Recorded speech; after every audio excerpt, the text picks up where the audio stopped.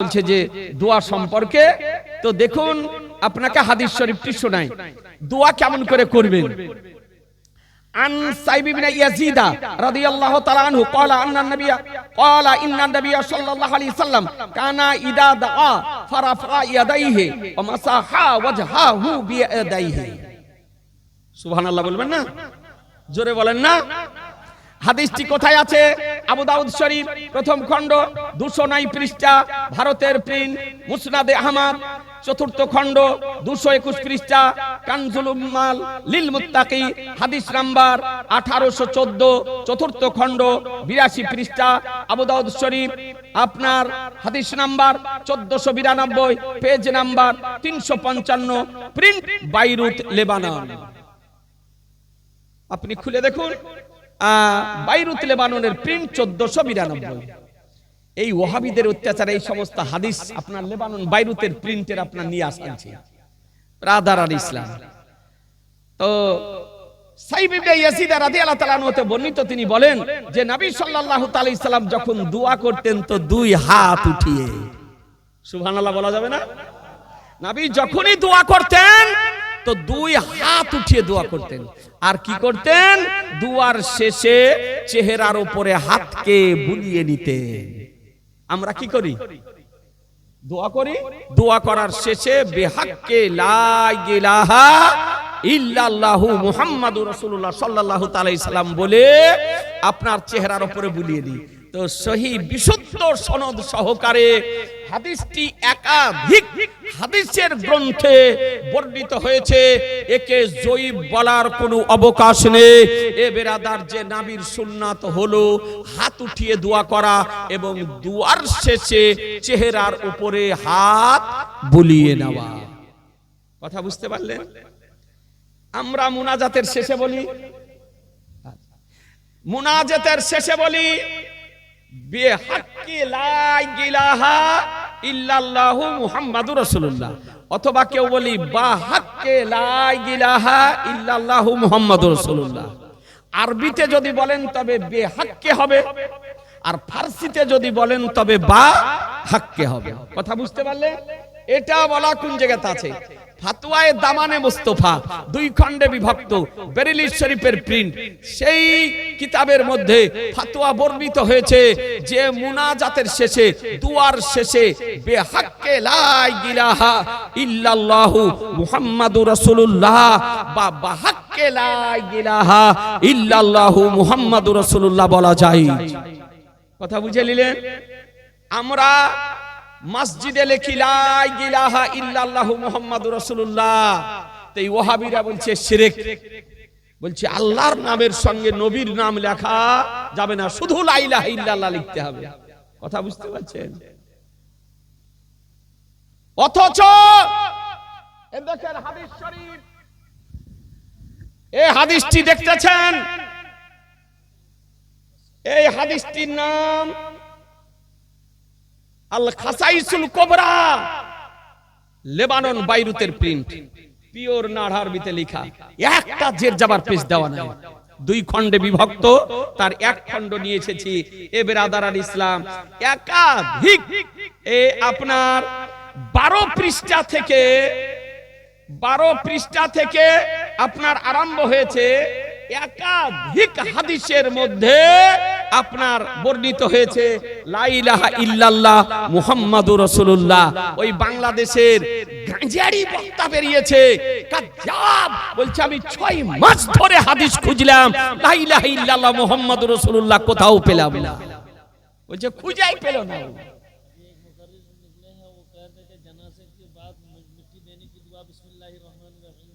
আজিজানে মুহতারাম, যে লা ইলাহা ইল্লাল্লাহ মুহাম্মাদুর রাসূলুল্লাহ বলে হাদিসে খুঁজে পেল না। লা ইলাহা ইল্লাল্লাহ কোরআন শরীফে আছে, মুহাম্মাদুর রাসূলুল্লাহ কোরআন শরীফে আছে। এ বেরাদার, হাদিস শরীফে দেখেন বর্ণিত হয়েছে পরিষ্কার ভাবে, আপনার হাদিস শরীফে কালেমা আপনার লিখা, এ কালেমা লিখা তাদের আপনার দৃষ্টিতে পড়ে না, চোখে পড়ে না। একাধিক হাদিস শরীফে দেখেন বর্ণিত হয়েছে লা ইলাহা ইল্লাল্লাহু মুহাম্মাদুর রাসূলুল্লাহ। এ বেরাদারান ইসলাম, ইবনে আসাকির এই হাদিস আলী রাদিয়াল্লাহু তাআলা তে বর্ণনা করেছেন। তারপরে তৃতীয় হাদিস আপনার বর্ণিত হয়েছে, লাম্মা উরিদা বি রাইতু আলা সাকিল আরশ মাকতুবান লা ইলাহা ইল্লাল্লাহু মুহাম্মাদুর রাসূলুল্লাহ। এই আজিজানে মুহতারাম, এই রকম দেখুন হাদিস শরীফ আবু নাঈম আপনার হাদিস নকল করেছেন ইবনে আব্বাস থেকে, তিনিও বলেন ওয়ালা রাসূলুল্লাহ সাল্লাল্লাহু আলাইহি সাল্লাম মা ফিল জান্নাতি সাজারাতান আলাইহা বারাকাতান ইল্লা মাকতুব ওয়া আলাইহা লা ইলাহা ইল্লাল্লাহু মুহাম্মাদুর রাসূলুল্লাহ। দেখেন তারপরে হাদিসে বর্ণিত হয়েছে লা ইলাহা ইল্লাল্লাহু মুহাম্মাদুর রাসূলুল্লাহ। এতগুলি হাদিসে থাকার পরও বলছে যে লা ইলাহা ইল্লাল্লাহ মুহাম্মাদুর রাসূলুল্লাহ হাদিসে আপনার খুঁজে পেলাম না। মুসলিম শরীফের হাদিসে আছে লা ইলাহা ইল্লাল্লাহু মুহাম্মাদুর রাসূলুল্লাহ। কাবা শরীফের উপরে যে গিলাফ দেওয়া আছে কালো, ওই গিলাফের উপরে অগণিতবার লেখা আছে লা ইলাহা ইল্লাল্লাহ মুহাম্মাদুর রাসূলুল্লাহ। ওহাবি তুমি জিজ্ঞাসা করো, আজকে হেরাম শরীফে মসজিদে ওলে লেখা আছে লা ইলাহা ইল্লাল্লাহু মুহাম্মাদুর রাসূলুল্লাহ সাল্লাল্লাহু আলাইহি সাল্লাম। মসজিদে নববীর ওলে লেখা আছে, বাইরে লেখা আছে, ভিতরে লেখা আছে লা ইলাহা ইল্লাল্লাহু মুহাম্মাদুর রাসূলুল্লাহ সাল্লাল্লাহু আলাইহি সাল্লাম। মসজিদে নববীতে গোল গোল লম্বা লাইট গুলো ঝুলতেছে, ওই লাইট গুলোর বডিতে লেখা আছে লা ইলাহা ইল্লাল্লাহ মুহাম্মাদুর রাসূলুল্লাহ। সৌদি আরবের পতাকাতে দেখলাম লেখা আছে লা ইলাহা ইল্লাল্লাহু মুহাম্মাদুর রাসূলুল্লাহ। কথা বুঝতে পারলেন? ফতোয়া লাগাও ওয়াহাবি, সৌদি হুকুমাতের উপরে ফতোয়া লাগাও, ওই ঘুমটা পরাদের উপরে ফতোয়া লাগাও। বেরাদার ওখানে ফতোয়া লাগাতে পারে না, আমাদের উপরে ফতোয়া লাগাতে আসছে। সাবধান, প্রতিটি মসজিদে লিখুন লা ইলাহা ইল্লাল্লাহু মুহাম্মাদুর রাসূলুল্লাহ। কালো পাথরগুলি কিনে শ্বেত পাথরে লিখে লাগিয়ে রাখুন।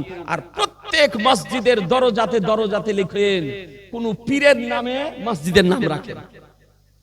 মসজিদে আহলে সুন্নাত লেখেন, সুন্নি মসজিদ লেখেন, সুন্নি হানাফি মসজিদ লেখেন, মসজিদে গরিবে নামাজ লেখেন, মসজিদে আখিয়ে পাক লেখেন, মসজিদে খাজা গরিবে নামাজ লেখেন, মসজিদে গাউসিয়া লেখেন। এরকম নাম লিখে রাখেন, তাহলে ওই মসজিদটি আপনার ওহাবির হাত থেকে সুরক্ষিত থাকবে।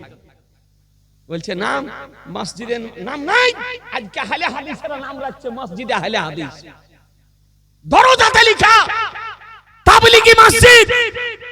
তাদের সময় প্রশ্ন হয় না, আর যদি তারা মসজিদে আহলে হাদিস যদি লিখতে পারে, তা আপনি আমি মসজিদে আহলে সুন্নাত লিখতে পারবো না? হ্যাঁ, আমি প্রত্যেক কমিটিকে অনুরোধ করব, প্রত্যেক মসজিদের গেটে কালো পাথরে লিখে লিখে রাখে।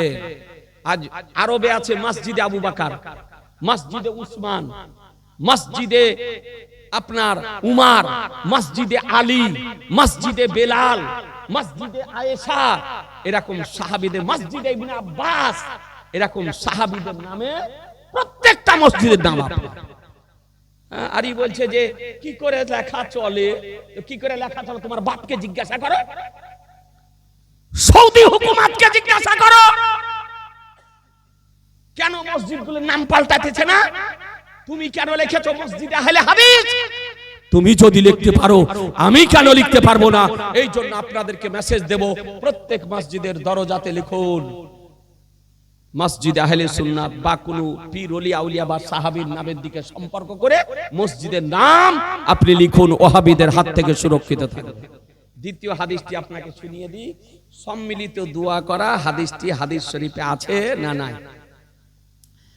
আন্না হাবিব ইবনে মুসলিমা ফাহরি রাদিয়াল্লাহু তাআলা আনহু قال قال رسول الله صلى الله تعالى عليه وسلم لا يجتمع ملأ فيدعو بعضهم يؤمن بعضهم الا اجابهم الله تعالى সুবহানাল্লাহ। জোরে, আরেকটু জোরে। হাদিসটি কোথায় আছে? আল মুস্তাদরাক লিল হাকিম তৃতীয় খণ্ড 390 পৃষ্ঠা, আল মুজামুল কাবির লিত তাবরানী চতুর্থ খণ্ড 26 পৃষ্ঠা, মাজমাউজ জাওয়াইদ লিল হাইসামি দশম খণ্ড 170 পৃষ্ঠা, কানজুল উম্মাল লিল মুত্তাকি হাদিস নাম্বার 3368 দ্বিতীয় খণ্ড 160 পৃষ্ঠা। কাছে যদি হতো এই হাদিসগুলো নিয়ে এসে আপনাকে দেখাতেন। সব লাইব্রেরিতে কিনে আপনারা রেখেছি। ব্রাদার আল ইসলাম, এই কানজুল উম্মাল, মাজমাউজ জাওয়াইদ, মুজামুল কাবির, আল মুস্তাদরাক লিল হাকিম, এ ব্রাদার সব হাদিসের গ্রন্থ। এই ওহাবিদের অত্যাচার, আপনার একটা হাদিসের দাম 8000 টাকা, 12000 টাকা, 17000 টাকা, এই রকম একটা হাদিসের বইয়ের দাম ব্রাদার আল ইসলাম। আর তারপরে ইন্ডিয়ান প্রিন্ট না, ইন্ডিয়ান প্রিন্টে খারাপ, কোন জায়গাতে একটা প্রিন্ট হচ্ছে, এই জন্য লেবানন বাইরুত থেকে আপনার নিয়ে আসাইতেছি। এখন রাস্তাতে দুখান বই আপনার আছে, আপনার 13000 টাকা দুটো বইয়ের দাম। ব্রাদার আলী ইসলাম আসছে, 2-1 দিনের মধ্যে লাইব্রেরি ঢুকে যাবে। আপনাদেরকে বলি যে আলহামদুলিল্লাহ, এরা বলছে কেতাব চোখে দেখলো না, আর বলছে কেতাবে নাই। দেখুন হাদিসটির বাংলা অনুবাদ। হাবিব ইবনে মুসলিমা ফাহরি রাদিয়াল্লাহু তাআলা আনহু হতে বর্ণিত যে রাসূলুল্লাহ সাল্লাল্লাহু আলাইহি সাল্লাম বলেছেন, একটি জামাত যখন একত্রিত হয়ে দোয়া যখন করে, আর তার মধ্যে কিছু মানুষ আমিন আমিন করে, আর মানুষ একজন দোয়া করে আর অন্যরা আমিন আমিন করে, তো আল্লাহ তাআলা তাদের দোয়াকে কবুল করে। কথা বুঝে নিলে? আমরা তো তাই করি। ইমাম সাহেব দোয়া করে, আমরা আমিন আমিন করি। ইউ আমিনু বাদুহুম, অন্যরা আমিন আমিন করে, তাজাবাহুল্লাহু তাআলা, আল্লাহ তাআলা তাদের দোয়াকে কবুল করেন। মুসলমান, তাহলে বোঝা গেল যে হাত উঠিয়ে দোয়া করা, দোয়ার শেষে চেহারার উপরে হাত বুলিয়ে দেওয়া বিশুদ্ধ হাদিসে বর্ণিত হয়েছে। একত্রিত হয়ে সম্মিলিতভাবে দোয়া করা বিশুদ্ধ সনদ সহকারে হাদিস শরীফে বর্ণিত হয়েছে। আর একটা আপনাকে হাদিস শুনিয়ে দেব মসজিদের ব্যাপার। ব্রাদার আল ইসলাম, নামাজের পরে নবী আমার দোয়া করেছেন কিনা? ফজরের নামাজের পর, জোহরের নামাজের পর দোয়া করি না? বলছেন না করি না? তো নবী আমার কোনদিন কোন নামাজের পরে দোয়া করেছেন কিনা? কোন নামাজের পর করেছেন বলবো হাদিসটি? 100 টাকা টাকা দেন, পকেটে যদি থাকে 100 টাকা। কই গো মৌলভী সাহেব চলে গেল নাকি? 100 টাকা দেন না গো। আরে পকেটে নাই, এই মা বোনের আঁচলে বাঁধা নাই মা, 100 টাকা দেন না। 5টা ভাই দেন 100 টাকা। পকেটে যদি থাকেন গোপন রাখিয়েন না, যার শেষ ভালো তার সব ভালো। 100 টাকা, সুবহানাল্লাহ, দেন না গো। এখান থেকে বড়কোল কত দূর? 5-7 কিলো। কাল ওখানে থাকবো, যদি ইচ্ছা করেন তো যায়েন। ক কিলোমিটার? যদি পারো তো যাও, আগামীকাল থাকবো ইনশাল্লাহ। 100 টাকার হবে না? এই ভাই তো একাই দিলে না কি গো? কয়েকজনা মিলে দিয়েছে। 100 টাকা, বেশি বলিনি ভাই গো। আল্লাহ আপনাদের মা বোনেরা দিবে না। আলহামদুলিল্লাহ, আল্লাহ যেন আপনাদের দানকে যেন কবুল করে নেয়, রুজি রোজগারে আল্লাহ তাআলা যেন বরকত দান করে। ব্রাদার আল ইসলাম, শুনেন হাদিসটি আপনাকে শুনিয়ে দিই, আর টাইম নষ্ট করব না। হাদিসটি শুনেন। আনিল আসওয়াদিল আমিরি আন আবিহি ক্বালা সাল্লাইতু মা রাসূলিল্লাহি সাল্লাল্লাহু তাআলা আলাইহি সাল্লাম আল ফজর ফালাম্মা সাল্লামা ইনসারাফা রাফা ইয়াদাইহি ওয়া দাআ। সুবহানাল্লাহ, এসব হাদিস ওয়াহাবিদের চোখে পড়ে না, দেখতে পাই না, চোখে সুঝে না। জি, হাদিসটি মাজমুআতুল ফাতাওয়া কিতাবুস সালাত প্রথম খণ্ডের 101 পৃষ্ঠাতে হাদিসটি বর্ণিত হয়েছে, এবং এই হাদিসটিকে একাধিক মুহাদ্দিস আনয়ন করেছেন। আসওয়াদ আল আমিরি রাদিয়াল্লাহু তাআলা হতে বর্ণিত, তিনি তার পিতার নিকট থেকে বর্ণনা করেছেন। তিনি বলেন যে আমি রাসূলুল্লাহ সাল্লাল্লাহু আলাইহি সাল্লামের সঙ্গে ফজরের নামাজ পড়লাম। কোন নামাজ? ফজরের নামাজ পড়লাম। তারপরে নবী আমার সালাম ফিরিয়ে ঘুরে বসলেন এবং 2 হাত উঠিয়ে দোয়া করলেন। ফজরের নামাজ, নবী আমার সালাম ফিরালেন, ঘুরে বসলেন, 2 হাত উঠিয়ে দোয়া করলেন। তাহলে বিশুদ্ধ সনদ সহকারে হাদিস শরীফ বর্ণিত হয়েছে যে নামাজের পরে হাত উঠিয়ে দোয়া করা নবীর সুন্নাত। নাকি বলছেন? কোন ওয়াহাবি যদি মানা করেন তো শুনবেন? 12 জন, আলহামদুলিল্লাহ। আল্লাহ যেন সকলের দানকে কবুল। একটাও মা বোন দেয়নি? জানা যদি কোনো মায়ের দয়া যদি হয়, মায়েদের দিল নরম, দিল কমল, বাড়ির মালিক, ঘরের মালিক, আলমারির মালিক, চাবির মালিক মায়েরা, না কি বলছেন? পুরুষেরা কষ্ট করে উপার্জন করে নিয়ে এসে বিবিকে রাখতে দেয়, আর তাতেই আপনার মজা। আবার ওকে রাখতে যদি না দেন, তোর মন খারাপ, রেগে যাবে। হ্যাঁ, আর ওকে রাখতে যদি দেন তো আপনার ওর মন ভালো থাকবে। হ্যাঁ, তো মায়েরা ঘরের মালিক, বাড়ির মালিক, আলহামদুলিল্লাহ অনেকে দিয়েছেন। যাক বেরাদার হয়ে গেল। এই দাড়ি, এই যে এটাকে কি বলে গো এই দেশে, এই দিকটা কাটা চলবে কি চলবে না? যারা দাড়ি রেখেছেন তারা ভালো করে শোনা, যারা দাড়ি রাখেননি তাহলে আর ইটাইবে কি আর উঠাইবে কি, তো সবই এক রকমের। মশলা হলো দাড়ি মুসলিম পুরুষদের জন্য এক মুষ্টির পূর্বে, এক মুঠ হওয়ার পূর্বে কাটা ছাঁটা সাইজ করা হারাম, চলবে না। যদি অতিরিক্ত লম্বা হয়ে যায়, বেড়ে যদি যায়, এক মুষ্টির পর সাইজ করতে পারেন, সাইজ করা জায়েজ, মুস্তাহাব। আর আনসাইজের দাড়ি যদি হয়ে যায় তবে সাইজ করা মুস্তাহাব। আনসাইজের বলতে লাভির নিচে চলে গেল, বিরাট বড় হয়ে গেল, তো ঘুমাতে, বাথরুমে, ওযু করতে, শুতে, বসতে, উঠতে অসুবিধা হবে না? হবে না? এদিকে কাপড় সামাল দিবেন না, এদিকে দাড়ি সামাল দিবেন। আর আজকাল যে সোশ্যাল মিডিয়ার যুগ, আপনার ছবি করে নেবে, জি, যে ক ফুট লম্বা দেখি, কয় ইঞ্চি দাড়ি, এইরকম কিছু ওয়াহাবিদের দেখতে পাওয়া যায়। ও কার মুখে শুনেছে যে দাড়িতে কাঁচি লাগাতে হয় না? তো এক বোকাকে দেখছি যে দাড়িকে এরকম করে পকেটে ভরেছে, জি, দিয়ে সাইকেল চালাইছে। ওর গুরু হয়তো বলেছে যে কাটতে হয় না, তো লম্বা হয়ে গিয়েছে, এরকম করে বুক পকেটে ভরে নিয়ে আপনি সাইকেল চালাইছে। অনেক ওয়াহাবি আছে আপনার, ও আবার রাখে তো সাইজই করে না। তারপরে একজনকে দেখতেছি আপনার যে এরকম নাভির নিচে পর্যন্ত হবে, তো এরকম দাড়িকে দুই দিকে ভাগ করে দিয়েছে, দিয়ে পিছন দিকে চালিয়ে দিয়েছে, দিয়ে সাইকেল চালাইছে, পতাকার মতন উঠছে। আপনার বাস্তব কথা বলছি, বানাওয়াটি কথা বলিনি, জি। তো মশলা হলো যে এক মুষ্টির অতিরিক্ত দাড়ি যদি লম্বা হয়ে যায় তবে সাইজ করা মুস্তাহাব, কারণ প্রত্যেকটি জিনিসের সৌন্দর্য আছে, না কি বলছে? আপনার দাড়ি যদি নাভি পর্যন্ত চলে যায়, যে না তাকাইছেও তাকাবে, বলে আজীব লোক, আশ্চর্য লোক, না কি বলছেন? এই জন্য মশলা হলো এটা যে এক মুষ্টি রাখা হচ্ছে ওয়াজিব, এক মুষ্টির অতিরিক্ত লম্বা হলে আপনি সাইজ করবেন। এই দিকটি, এটাকে বলা হয় উর্দুতে বাচ্চি। আলহামদুলিল্লাহ, 9টা হলো 100, আর 3টা মা দিয়েছে 500 করে। আলহামদুলিল্লাহ, আল্লাহ মায়েদের যেন মানি ব্যাগকে আল্লাহ ভর্তি করে দেন, জি, সব মায়েদের যেন যায়। এবছর যে মায়েরা দিতে পারে না, আগামী বছর সে মায়েরাও যেন দিতে পারে। দাড়ি, এই যে চাবল দেখতেছেন, এই চাবল আপন আপন হাত দেন, দেখতে পাবেন এই চাবল, এই চাবলের এই দিকটা পুরা হলো দাড়ি, এই দিকে খুর কাঁচি কিছু লাগা যাবে না। হা করেন, এই দাঁতের যে পাটি আছে, এই নিচটা হচ্ছে পুরো দাড়ি, এটাকে বলা হয় বাচ্চি। এই বাচ্চির অগল বগলের আশপাশের চুলগুলোকে, দাড়িগুলোকে উখড়ে দেওয়া, এটা হলো বিদআত। সুতরাং মশলা হলো একটা পুরা হলো দাড়ি।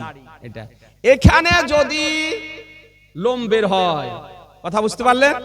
এই জায়গাতে, এই ওপর পাটিতে যদি লোম বের হয়, দাড়ি বের হয়, এটা আপনি কাটবেন, এখানটা কাটবেন, কথা মনে থাকবে।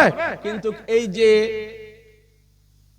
নিচ পাটিতে যত দূর আছে, এই নিচ পাটির কোথাও খুরকাচি লাগাতে পাবেন না, এক মুষ্টি রাখবেন, মনে থাকবে, জি। অনেকে আবার এটাকে সাইজ করে, এটাকে আবার কেটেও ফেলছে। জি না, এইদিকে খুরকাচি লাগাবেন না। মুচের আগালটা রাখা যায়, দাড়ির সঙ্গে মিলিয়ে মুচের আগাল রাখাটা যায়। আল্লাহর নবী বলেছেন মুছ ছোট করো, দাড়ি বাড়াও। একাধিক হাদিস শরীফ এসেছে। এখন মুসলমান মানে না, বহু কোয়ালিটি, বহু রকমের। জি, আলহামদুলিল্লাহ, অনুরোধ করব, এটা একটি ইসলামিক নিদর্শন। দাড়ি রাখা আসলে হলো অজীব, কিন্তু সুন্নাত হিসাবে আমরা জানি। লোকে বলে সুন্নাত, কিন্তু মশলাতে হলো আসলে দাড়ি রাখা অজীব। মশলা বুঝে নিলেন? বুঝতে পারলেন না? পারলেন না? এই দিকটা পুরাটাই হলো দাড়ির হুকুমে। দাড়ি মুচের নিচে, এই নিচে গালে, এটা পুরা দাড়ি। তবে মা বোনদের যদি দাড়ি বেরিয়ে আসে তো কি হবে বলবো?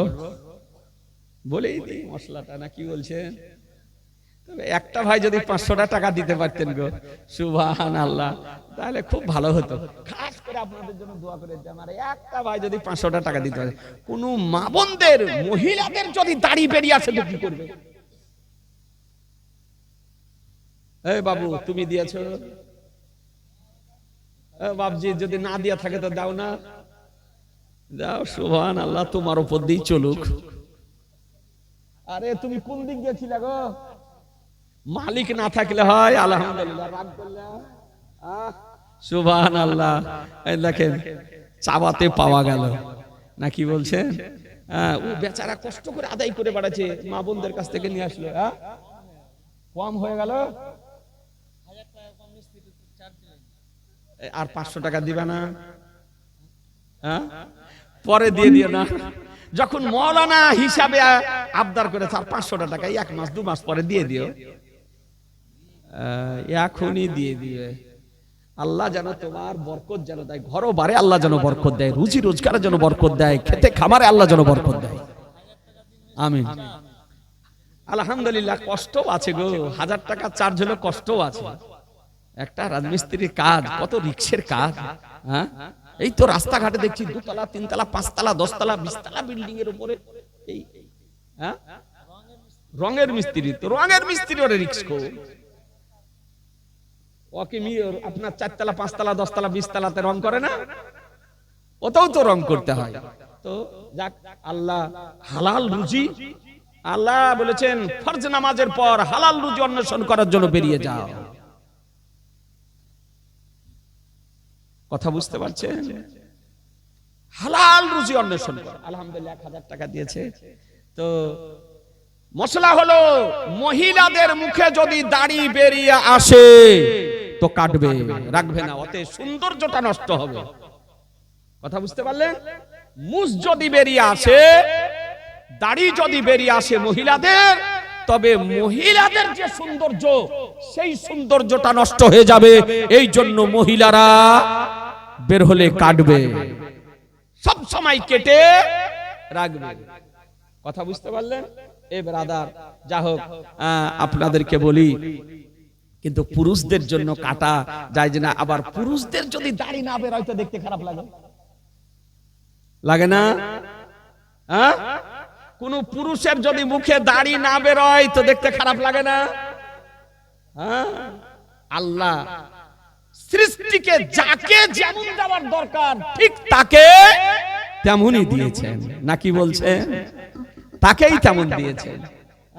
আলহামদুলিল্লাহ, পুরুষদেরকে দাড়ি দেওয়ার দরকার ছিল, আল্লাহ পুরুষদেরকে দাড়ি দিয়েছেন।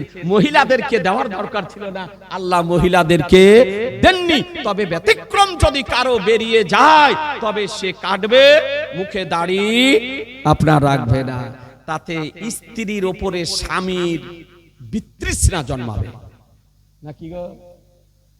বিতৃষ্ণা জন্মাবে। এই জন্য সব সময় সেভ করে রাখবে। আর মা বোনদেরকে বলবো, মা, নিজের সৌন্দর্য অপর পুরুষকে দেখায় না, অপর পুরুষকে দেখানো হারাম। নিজের সৌন্দর্য নিজ স্বামীকে দেখান, সুসজ্জিত হয়ে স্বামীর নিকটে যান, নিজের সৌন্দর্য স্বামীকে দেখান, এতে সওয়াব হবে। আর অপর পুরুষকে দেখালে হারাম হবে। যাই হোক, এখান থেকে ও ভাইজান আমার ভুলেই গিয়েছিলাম, নাসবন্দি করানো অর্থাৎ বাচ্চা বন্ধ করার অপারেশন করা জায়েজ কিনা, পুরুষ এবং মহিলা উভয়ের জন্য। মশলা শুনেলেন। আর টাকা আপনাদের কাছে চাবো না, তো 10 টাকা করে যদি দেন তো দেন। মশলাটা বলে দিন, যার শেষ ভালো, যা পারবেন। 1 টাকা যদি পারেন তো 1 টাকায় দেন, দেন না। 5 টাকা পকেটে নাই, 10 টাকা নাই, হ্যাঁ এ বাবুরা পকেটে বেটা চা খাওয়ার জন্য, পান খাওয়ার জন্য 10 টাকা করে না, হ্যাঁ 2 টাকা 5 টাকা 10 টাকা যা পারেন দেন। এই মশলাটা বলার আগে সুবহানাল্লাহ, এই চাদরটাই নিয়ে যাও না, তাহলে দিয়ে দিবে। মা বোনদেরকে বলি, মা যদি 2-5 টাকাও থাকে মা তো দিয়ে দিন চাদরটাতে, আলহামদুলিল্লাহ। হ্যাঁ 1 টাকা হোক 2 টাকা, যদি 50 পয়সা হয় তাও দিন, যা পারবেন তাই দিন। মশলাটা শুনেলেন। মশলা হলো, ভালো করে শুনুন মনোযোগ সহকারে, গভীর রাত্রি, গভীর রাত্রিতে মশলা বলাও বিপদ। আপনার ঘুমের ঘরে যদি মশলা শুনে তো সকাল বেলায় বিপদ। এক জায়গাতে জালসাতে গিয়ে আপনার একটা চিরকুটে লিখেছে যে সুদ খাওয়া কি, কি খাওয়া, এ জোরে বলেন কি খাওয়া, সুদ খাওয়া।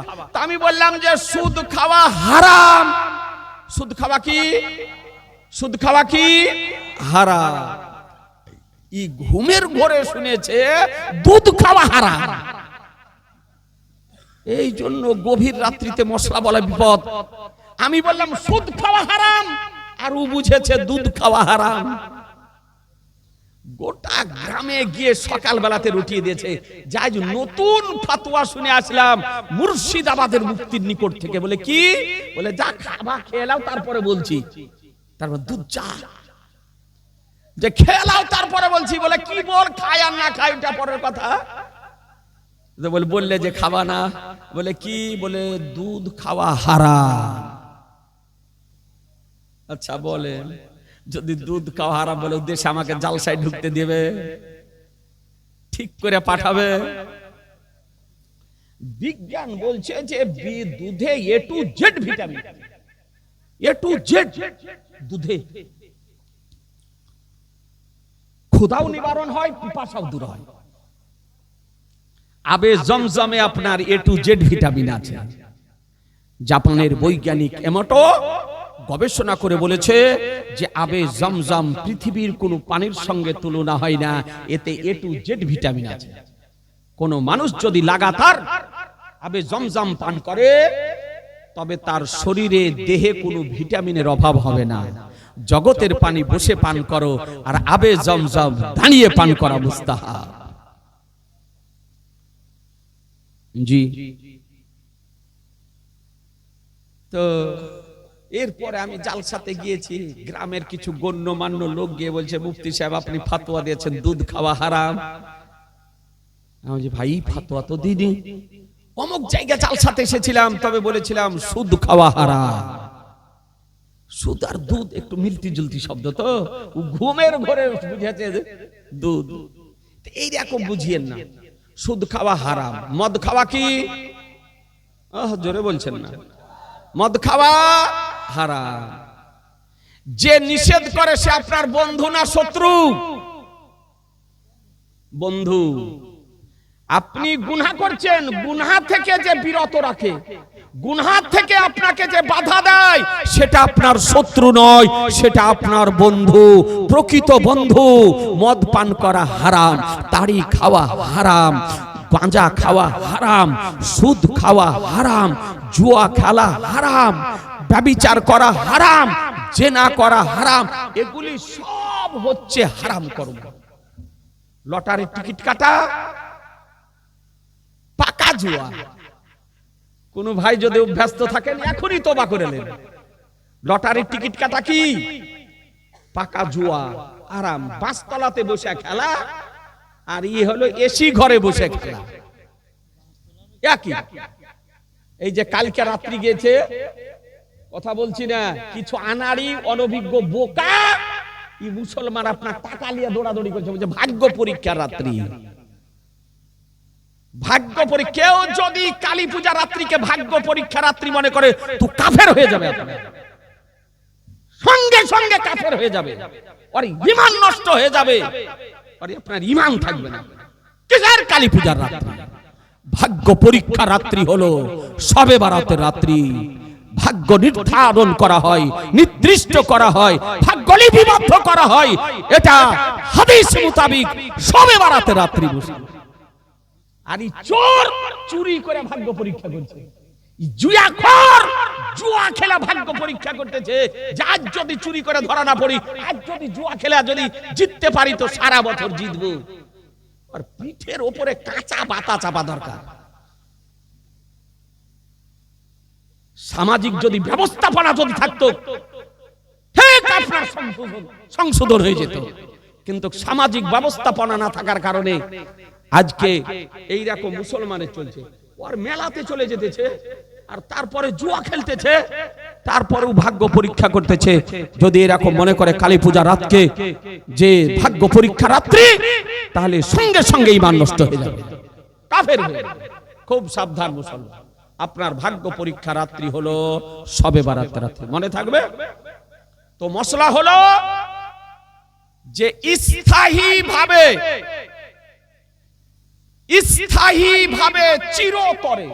চিরদিনের তরে বাচ্চা নেওয়ার ক্ষমতাকে নষ্ট করা হলো হারাম।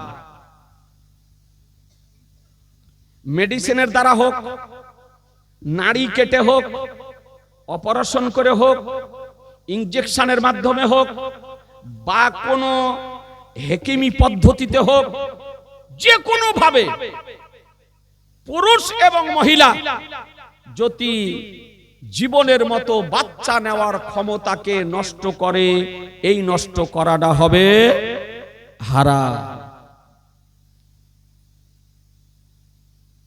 কেউ যদি করে থাকে কোনো পুরুষ, তবে তাকে তওবা, প্রকাশ্য তওবা ইস্তিগফার পাঠ করতে হবে। প্রকাশ্য তওবা ইস্তিগফার যদি পাঠ করে তবে তার আজান দেওয়াও জায়েজ, তার পিছনে নামাজ পড়াও জায়েজ। আর যদি প্রকাশ্য তওবা ইস্তিগফার না করে তবে কিন্তু তার পিছনে নামাজ পড়া যাবে না, কারণ সে হারাম কাজের মুরতাকিব, হারাম কাজ করেছে। মশলা বুঝতে পারলে? প্রকাশ্য তওবা ইস্তিগফার যদি করে নেয় যে আমি বাচ্চা নেওয়ার ক্ষমতাকে চিরতরে জন্য নষ্ট করেছি, এই জন্য আমি গুনাহ করেছি, আমি এই জন্য তওবা ইস্তিগফার পাঠ করছি, জনসম্মুখে তওবা ইস্তিগফার পাঠ করে নিলে তার আজান দেওয়া যায়, নামাজ পড়াও যায়। কোন মা বোন যদি করে থাকেন সেই মা বোনদেরকে বলবো আপনারাও তওবা ইস্তিগফার করে নেবেন, আল্লাহর কাছে দোয়া করবেন, নবী পাকের ওসিলা দিয়ে আল্লাহ তাআলা আপনার দোয়াকে কবুল করবেন, আল্লাহ ক্ষমা করবেন। তবে বার্থ কন্ট্রোল, জন্ম নিয়ন্ত্রণ করা, জন্ম নিয়ন্ত্রণ করা, কন্ট্রোল করা, এটা হচ্ছে জায়েজ। কথা বোঝা গেল? পুরুষ এবং মহিলা উভয়ের জন্য যেটা জন্ম নিয়ন্ত্রণ বলতেছে, অর্থ নিয়ন্ত্রণ করা, কন্ট্রোল করা, বার্থ কন্ট্রোল করা, এটা শরীয়তে জায়েজ। প্রয়োজন মোতাবেক আপনি বাচ্চা নিতে পাবেন। দেখা গেল একটা বাচ্চা নেওয়ার পর 2 বছর কি 4 বছর আপনি গ্যাপ দিলেন, বা অসুস্থতার ওটা তো আলাদা কারণ হবে, কিন্তু এই যে সময়টা গ্যাপ দিচ্ছেন, নিয়ন্ত্রণ করছেন মেডিসিনের দ্বারা বা ইনজেকশনের দ্বারা বা অন্য কোনো অত্যাধুনিক পদ্ধতিতে, স্বামী স্ত্রীর উভয়ের সম্মতিতে, এটা হলো জায়েজ। কিন্তু চিরদিনের তরে বাচ্চা নেওয়ার ক্ষমতাকে নষ্ট করে দেওয়া হারাম। কোরআন বলল মা তাকুম রাসূল ফাখুযুহু ওয়া মা নাহাকুম আনহু ফান্তাহু, রাসূল যা প্রদান করেন তা গ্রহণ করে নাও, তিনি যা বারণ করেন তা থেকে বিরত থাকো। এখান থেকে আমার আলোচনার সমাপ্তি ঘোষণা করছি। ওয়া মা আলাইনা ইল্লাল বালাগ, আস্তাগফিরুল্লাহ রব্বি মিন কুল্লি জামবি ওয়া আতুবু ইলাইহি, লা ইলাহা ইল্লাল্লাহু মুহাম্মাদুর রাসূলুল্লাহ সাল্লাল্লাহু তাআলা আলাইহি ওয়াসাল্লাম।